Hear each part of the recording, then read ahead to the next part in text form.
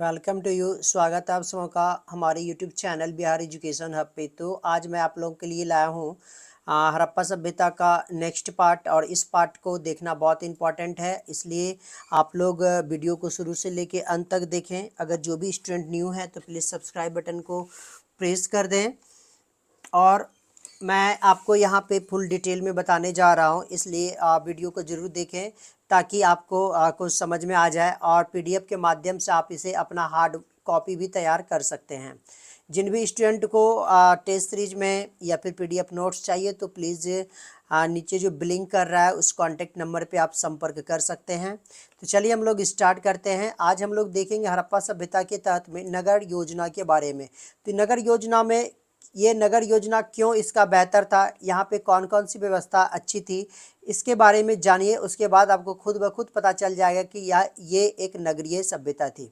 तो देखिए, हड़प्पा सभ्यता में सबसे पहले सड़क की अगर बात की जाए तो ये समतल होती थी और काफ़ी चौड़ी होती थी। खास करके इसकी चौड़ाई की जो थी ये 9.15 मीटर चौड़ी थी, जिसे पुरातत्वविदों ने इसको प्रथम सड़क या फिर राजपथ के नाम से इसको जाना गया है। ओके, नेक्स्ट देखिए, इसमें कहा गया है कि सड़कें जो होती थी एक दूसरे को किस पे, समकोण पे काटती थी, और नगर जो है जिसके कारण कई खंडों में बंट गया था। ये सड़क व्यवस्था के कारण ही ऐसा हुआ था। सड़कें जो होती थी कच्ची होती थी, और यह जो सड़क होती थी किस प्रकार की, मिट्टी की बनाई होती। अपवाद में मैं बता दूं, कालीबंगा में जो सड़कें बनी हुई थी ये सड़कें सिर्फ आपकी पक्की की थी। सड़कों के किनारे कूड़ेदान रखे जाते थे और गड्ढे खोदे जाते थे। सड़क के दोनों किनारों पे चबूतरे के साक्ष्य भी मिले हैं, और कहा जाता है कि इस चबूतरों पे दुकानदार वस्तुओं को बेचते होंगे। देखिए, ये था सड़क से संबंधित। अब नेक्स्ट हम लोग देखेंगे जल निकास प्रणाली के बारे में। हड़प्पा सभ्यता की जल निकास प्रणाली भी ये दर्शाता है कि हड़प्पा सभ्यता एक नगरीय सभ्यता थी। तो चलिए हम लोग देखते हैं। कहता है कि यहाँ की जो अधिकांश भवनें थी, निजी कुएं एवं स्नागार जो होते थे, ये सब जो है क्या होती थी, इसके जो पानी होती थी छोटी छोटी नलियों के से निकलकर गली के नली में पहले मिलता था, और गली के नाली को क्या कहा जाता था, मुख्य सड़क से दोनों ओर बनी पक्की नालियों में जोड़ा जाता था ताकि घर के पानी बाहर निकल जाए।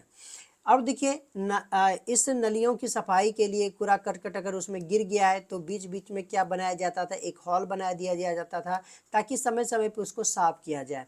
और देखिए, ये जो मुख्य सड़क की नलियां होती थी इसको पत्थरों से ढक दिया जाता था ताकि उसमें किसी भी प्रकार का अनहोनी घटना ना घटे या फिर कचरा अधिक जमा ना हो। ये था आपका जल निकास प्रणाली। तीसरा है स्नानागार से संबंधित जानकारियां हैं। देखिए, स्नानागार मोस्ट इम्पॉर्टेंट टॉपिक है ये, क्योंकि मोहनजोदड़ो में एक विशाल सा स्नानागार मिला है, और ये विशाल स्नानागार था सार्वजनिक। यहाँ पे सभी लोग स्नान करने आते थे, खास करके अगर किसी भी प्रकार का अनुष्ठान वगैरह होता था, पर्व त्यौहार होता था उसमें। तो ये स्नानागार की अगर लंबाई चौड़ाई अगर गहराई की बात की जाए तो 39 फुट जो है लंबा था, 23 फुट चौड़ा था और 8 फुट गहरा था। और इसमें उतरने के लिए उत्तर एवं दक्षिण की ओर क्या बनी हुई थी, सीढ़ियाँ बनी हुई थी। इसकी जो फर्श थी पक्की ईंटों का बना हुआ था, ताकि नीचे में अगर पक्की ईंटें नहीं दी जाए तो पानी गंदा हो जाता था मिट्टी के कारण, इसलिए ऐसा उपाय किया गया होगा। इस स्नानागार का प्रयोग मैंने जैसे पहले ही बताया था अनुष्ठान के लिए किया जाता था, और इसके चारों तरफ कमरे होते थे और बरामदे भी होते थे। संभवतः बताया जाता है कि इन कमरों में क्या होता था, कपड़ा वगैरह चेंज करने का साधन बताया गया है। और बरामदे में अगर जनसंख्या अधिक हो जाए तो यहाँ पे आप वेट कर सकते थे। अब देखिए, इसमें स्वच्छ पानी कहाँ से आता था, तो कुएं के द्वारा लाया जाता था, और इसमें गंदे पानी को निकालने की भी व्यवस्था की गई थी। मतलब स्नानागार के एक साइड में हॉल बना दिया जाता था, छेद कर दिया जाता था, जिससे गंदे पानी को निकाल दिया जाता था। अब अन्नागार के बारे में हम लोग देखेंगे। अन्न के बारे में, मतलब फसल अगर उपजाते थे, ये फसलों को रखने के लिए भी अपनी सुविधा कर रखे थे। तो कैसे किए हुए थे इसका हम लोग देखते हैं। कहते हैं अन्नागार जो है सामान्यतः दुर्ग क्षेत्र के बाहर नदियों के तट पर स्थित होता था, और इसके साक्ष्य जो है कहाँ से मिले हैं, मोहनजोदड़ो से मिले हैं, हड़प्पा से मिले हैं, कालीबंगा से मिले हैं और लोथल से प्राप्त हुए हैं। और यहाँ पे 12 कोठार खोजे गए हैं, कोठी, जो कि दो दो कतारों में थे और 6-6 की संख्या में थे। और ये धान्य कोठार जो है ईंटों के चबूतरों पर बने हुए थे, और इसमें सबसे महत्वपूर्ण बात थी हवा आने जाने की व्यवस्था की गई थी। अन्नागार की व्यवस्था क्यों की गई थी, क्योंकि हो सकता है कि भविष्य में अगर इमरजेंसी की स्थिति बनी हो तो उससे निपटने के लिए, आपातकाल से निपटने के लिए अन्नागार की व्यवस्था की गई थी।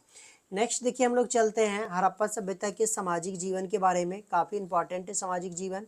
ये जो यहाँ की सभ्यता था और इसके जो परिवार थे मातृसत्तात्मक था। ये मातृसत्तात्मक इसलिए कहा गया क्योंकि बहुत सारे जो अवशेष मिले हैं मूर्तियों की वो मातृ था, मतलब स्त्री से संबंधित मूर्ति मिली थी, इसलिए इसको मातृसत्तात्मक कहा गया। यहाँ के लोग मुख्यतः शाकाहारी एवं मांसाहारी दोनों प्रकार के भोजन करते थे और ये लोग सिले हुए वस्त्र भी पहनते थे। और स्त्रियों की बात की जाए तो ये जूड़ा बांधती थी, पुरुष लंबे लंबे बाल रखते थे, दाढ़ी मूंछ भी रखते थे। इस सभ्यता के लोगों आभूषणों के काफ़ी शौकीन थे और ये जो आभूषण होते थे इसके ये कहाँ पे पहनते थे, कंठार, कर्णफूर, अंगूठी। और ये बहुमूल्य पत्थर के बने होते थे, हाथी दांत के बने होते थे, हड्डी के बने होते थे और शंख के बने होते थे। यहाँ के लोग श्रृंगार में कौन कौन सा प्रयोग करते थे, काजल का, लिपस्टिक का, पाउडर का ये करते थे। मिट्टी एवं धातु के बने बर्तनों का भी यहाँ पे साक्ष्य मिला है, ऐसा बताया जाता है। इससे ये पता चला कि ये लोग इसके प्रयोग करते होंगे। पासा खेलना इसका प्रमुख हाल तक साधन था। इसके अलावा नाच गाना बजाना, शिकार करना इसका मनोरंजन का साधन था। नेक्स्ट देखिए धार्मिक जीवन चलते हैं हम लोग। धार्मिक जीवन में कौन कौन सी बातें थी, यहाँ जो है किसी भी प्रकार के मंदिर का अगर आप देखिएगा तो अभी तक किसी ने पुरातत्वविदों को साक्ष्य नहीं मिला है। इसलिए संभावना जताया जाता है कि अगर यहाँ पे मिला भी हुई है तो मातृ देवी की पूजा होती होगी, ये संभावना जताई जाती थी, क्योंकि मैंने पहले ही बताया कि यहाँ पे स्त्री से संबंधित मूर्तियाँ अधिक मिली हैं। मृन मूर्तियों को पुरातत्ववेत्ता मृत देवी, मातृ देवी के मूर्ति मानते हैं। ये मृन मूर्तियाँ होती क्या है, मिट्टी जो होता है उसको पका दिया जाता है, पकाने के बाद जो होता है उसे मृन मूर्तियों का नाम दिया गया है। एक मूर्ति यहाँ पे मिला है जो स्त्री के गर्भ से एक पौधा निकलता हुआ मिला है, जो धरती देवी की मूर्ति के नाम से जाना जाता है। यहाँ पे विशेष रूप से जो है कुबर वाला बैल जो है विशेष पूजनीय थे और साथ ही साथ नाग पूजा भी यहाँ पे होती थी, जिसके साक्ष्य मिला हुआ है। ये लोग तंत्र मंत्र पे ज़्यादा विश्वास करते थे। ऐसा इसलिए पता चला कि यहाँ पे ताबीज भी अधिक मात्रा में मिला हुआ है। कालीबंगा एवं लोथल से ईंटों की बनी वेदी भी मिली है, जो अग्नि पूजा का साक्ष्य को दर्शाता है। और हवन कुंड से यज्ञ का भी साक्ष्य मिला हुआ है। तो ये आज का कुछ महत्वपूर्ण टॉपिक था। नेक्स्ट डे हम लोग आर्थिक जीवन लेके आएंगे। आज का वीडियो यहीं तक। अगर वीडियो आपको पसंद आया तो अपने दोस्तों में भी जेम के शेयर करें। तब तक के लिए धन्यवाद।